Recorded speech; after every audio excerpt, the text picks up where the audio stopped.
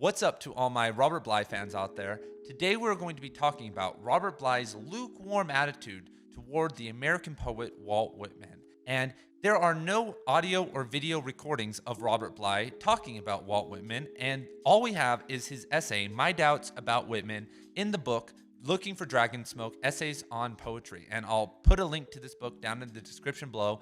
I recommend everybody go and buy this. This is one of my favorite Robert Bly books, and this essay is not available online anywhere. I would have posted it for you guys. I think it's really good, but it's also available in some obscure book about Walt Whitman. But Bly is a little bit or very polemic toward Whitman in this essay, along with a little bit of praise, because he feels like Whitman is the axiomatic cause of a lot of the problems in American poetry now. That he had, all the attacks that Bly makes on American poetry, for instance, in his essay, The Wrong Turn in American Poetry, which is also available in this book. He tracks a lot of that to Whitman. But first he gives some praise to Whitman, and he calls Whitman, quote, big-roomed, overconfident, towering, shouting poems of the Hebrew prophets. That's the type of poems that Whitman writes. They are big-roomed, overconfident, and like the towering, overconfident poems of the Hebrew prophets. Whitman also brings, quote, the Mediterranean by swelling his voice to the level of the Italian opera. And if you guys have never read Walt Whitman, just go check some out right now. Go check a couple lines out. We'll discuss some of his poems today and read some of them. But he's known for these he didn't do line breaks. One time someone asked Walt Whitman, like, when do you decide to do your line breaks, right? You have these really long lines. When do you decide to go to the next line? And he said when the space on his notebook ran out. There was no rhyme or reason. He would just almost be writing these essay type poems, and they were very good, but we're going to break down some of the problems here today with some aid of our boy Robert Bly. So some of the positives that Walt Whitman has, according to Robert Bly, in his poetry is that he has a very clear speaking voice. And when you read Whitman now, compared to people of a similar area like Browning and all these others, it's very clear. Walt Whitman is really, really clear. He also has a ton of attention to detail. When you look at Whitman, he actually notices some of the smaller things in life. And that's, a thing that poets can do, is that he notices the sawdust from the carpenter, or a farmer just staring at his oats and rye. These small little things are what can make poetry magical. He is very good at bringing in and honoring his physical ancestors, people who are much older than him. And he also has a very musical tone to his poems. If you want, when you read Whitman, he is very musical. You can tell that he's flowing with it as much as you can as a 19th century poet without rhyming too much. For a mostly non-rhyming poet, Whitman has a lot of sound, and he's an English-speaking poet. As English speakers, he resonates with us because it's not translated poetry. And last but not least, his positive is a healthy ego. And I'm going to read you guys a quote here from Walt Whitman. Quote, I see the workings of battle, pestilence, tyranny.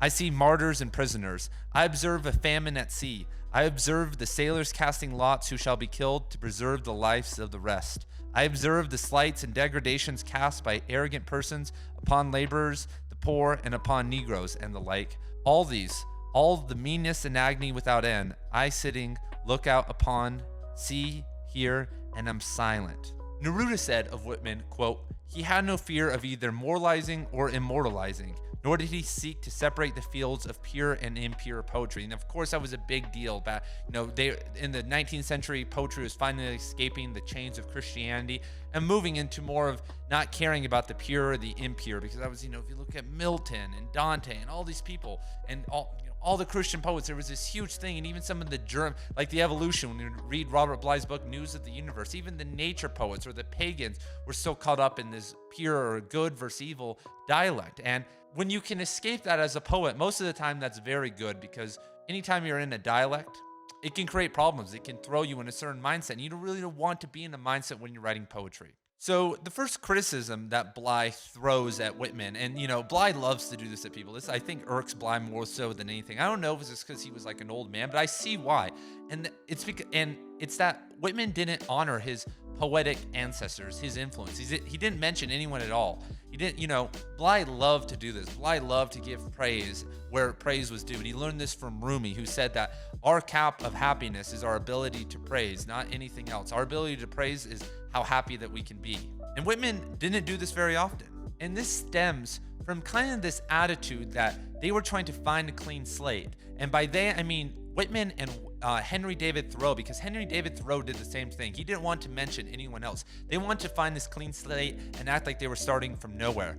Dadaism, a weird artistic movement in the early 20th century, tried to do the same thing. And this always happens. Like the postmodernists are trying to do this again.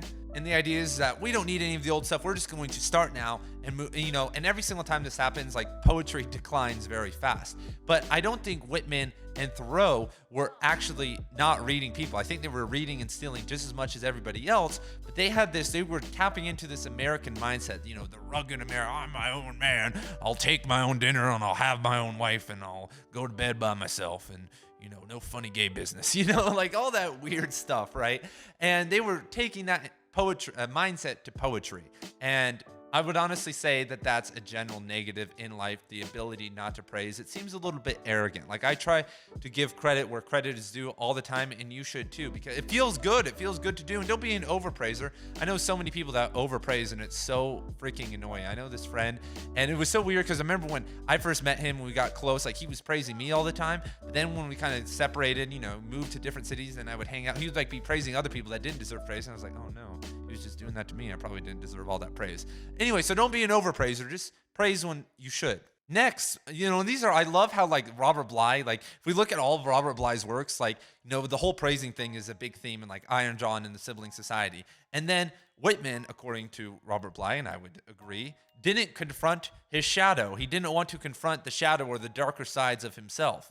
And, that's a big thing in, a little book on the human shadow. Go check out that book review on my channel somewhere, an hour and a half breakdown of that book by Robert Bly.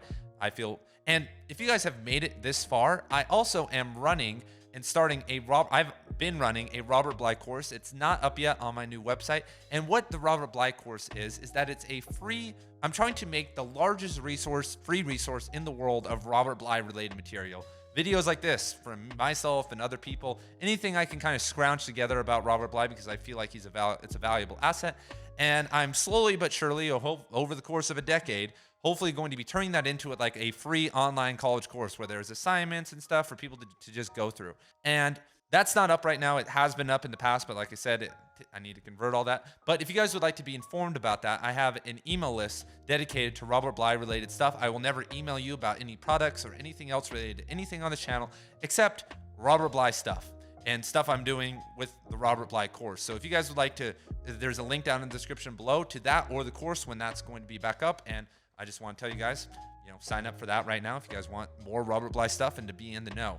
So Robert Bly also says, quote, Whitman was not frank about his limitations or what one might call the amount of lead, the ungenerate elements in a person.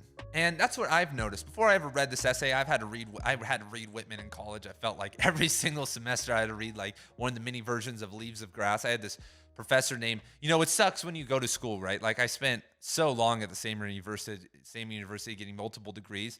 And like the head of the poetry, department, creative writing department for poetry, I felt like was his opinions and the poets he liked were he taught them to his graduate students, then they taught them to the undergrads. And then when I became a graduate student, like I had to hear all the same stuff again that all my graduate professors taught me and all the graduate student professors. And it went on. And Walt Whitman was one of those people that like, I just got hit, and John Ashbery, I read them 10 or 20 times. And Whitman, I like Whitman because he's very optimistic, but a little bit overly optimistic, like kind of the optimistic. And this is like right after the Civil War. And I guess there's like this optimism that everything's okay, even though like Jim Crow laws are coming and blacks really can't vote and they really didn't get any 40 acres and a mule. Like none of that stuff happened and everything still sucks and racism still exists and people are still getting lynched. But, all that, but Walt Whitman has this very positive attitude toward things. And that goes into Robert Bly's next point, because that's kind of okay. But Whitman takes that to the next level with his idea that he is being, that he has these multiple personalities. When you read Whitman, he talks about being all these different things, almost like very androgynous and being able to speak from all these different voices. And this happens because Bly says that Whitman is not confronting his family pain. Quote, he's really quite mad. It is a drastic solution to the problem of family pain.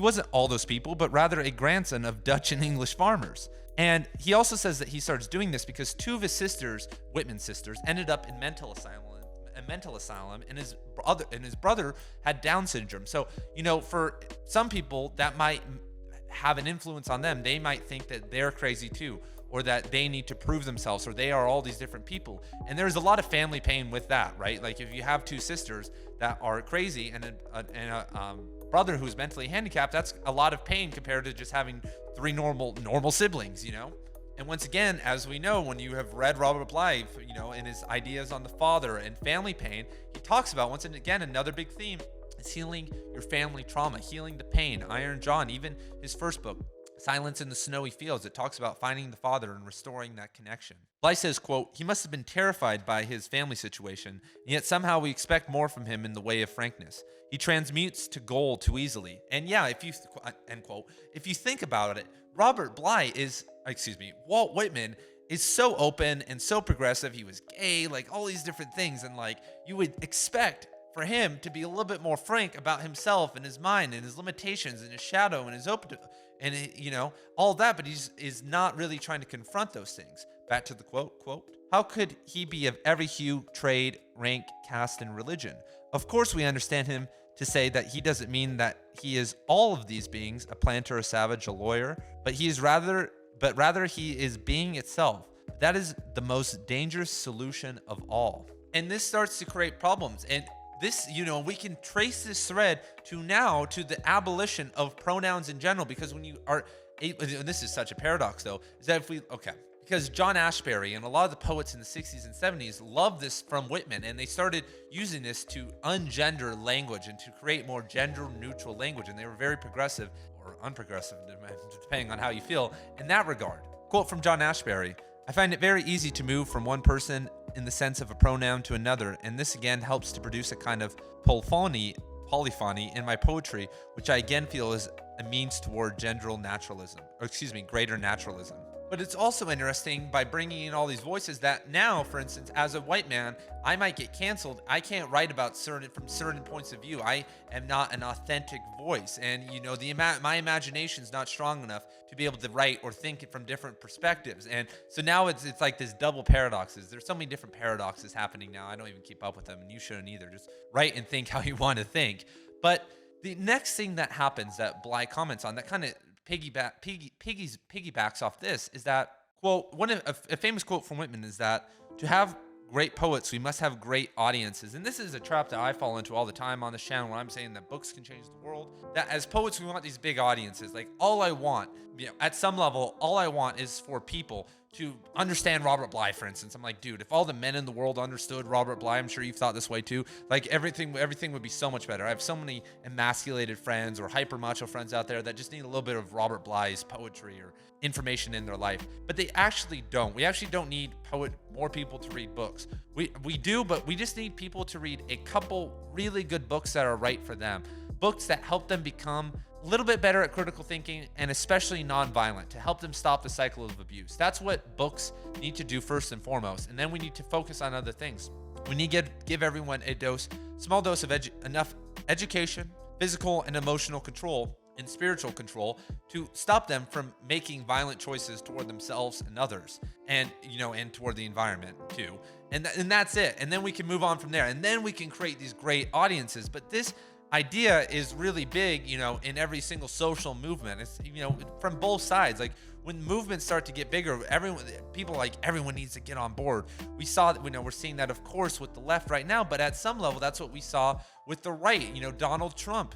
What every single thing is in our society now is that you have to focus on becoming a person who can move and create these big audiences and becoming a populist. But if you look back in history, that always ends up as a disaster. And that the same way happens in poetry. The best poets aren't worried about the audience. The poets who can make an impact and actually do something. The poet out there who actually can change the world with their poetry is not going to be thinking about an audience when they write their poetry. They're going to be thinking about the connection. They're going to be out in nature somewhere, deep in meditation in their room, thinking about these things very slowly and in a very calm way, and not be surrounded by all the hype.